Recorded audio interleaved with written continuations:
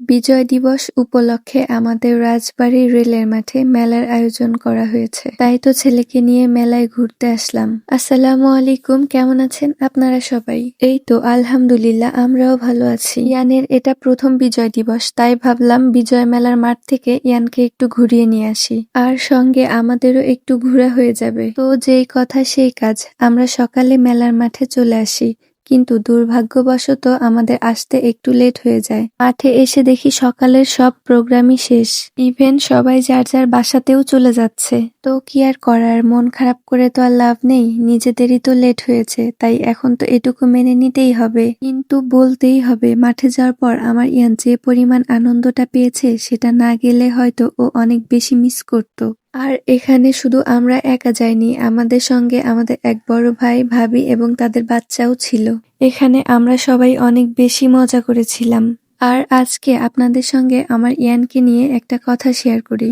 আসলে আমার ইয়ান দাড়িওয়ালা লোক একদমই দেখতে পারে না। দাড়িওয়ালা লোক দেখলে ও অনেক বেশি কান্না করে। ইয়ান এমনটা কেন করে, আপনাদের জানা থাকলে অবশ্যই কমেন্ট করে জানাবেন। যাই হোক, এইদিকে ইয়ান তার বাবা এবং বড় বাবার সঙ্গে হাঁটছিল, আর আমাদের বড় ভাইয়ের দাড়ি দেখে ইয়ান তো অনেক বেশি কান্না করছিল।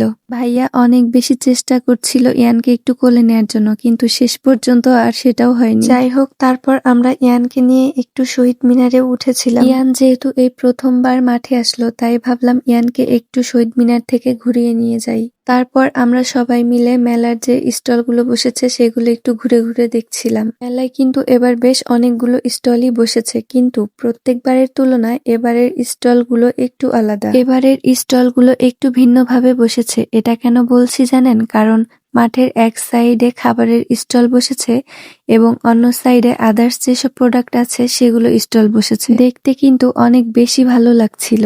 আর এই স্টলের কথা কি আর বলবো, এই স্টলের প্রত্যেকটা চুড়ির কালেকশনই ছিল খুবই অসাধারণ। যাই হোক, এখন এক নজরে আপনাদেরকে পুরো রেলের মাঠটা একটু ঘুরে দেখাই। মাঠে ঘোরাঘুরি শেষ করে আমরা সবাই চলে যাই আমাদের তারু আঙ্কেলের চায়ের দোকানে। আর রেলের মাঠে তারু আঙ্কেলের চা নাকি অনেক বেশি জনপ্রিয়, আর এই জনপ্রিয় চায়ের স্বাদ পেতে আমাদের প্রায় আধা ঘন্টা বসে থাকতে হয়েছে। আর এই সময়টা কিন্তু বেকার যায়নি, আমরা সবাই মিলে অনেক বেশি গল্প গুজব করছিলাম এবং আড্ডাও দিচ্ছিলাম। অনেকদিন পর আমরা সবাই একসাথে হয়েছি, আর এভাবে সময় কাটাতে পেরে আমাদের সবার কাছে অনেক বেশি ভালো লাগছিল।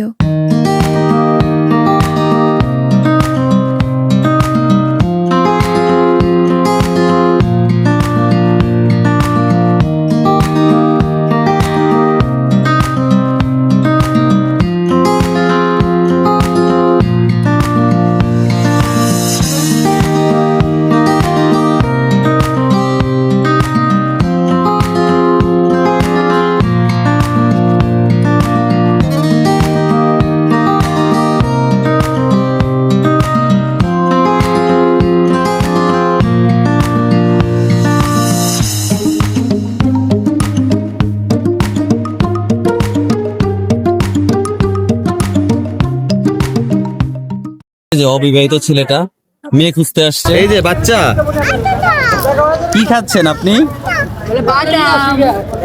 মাশাআল্লাহ।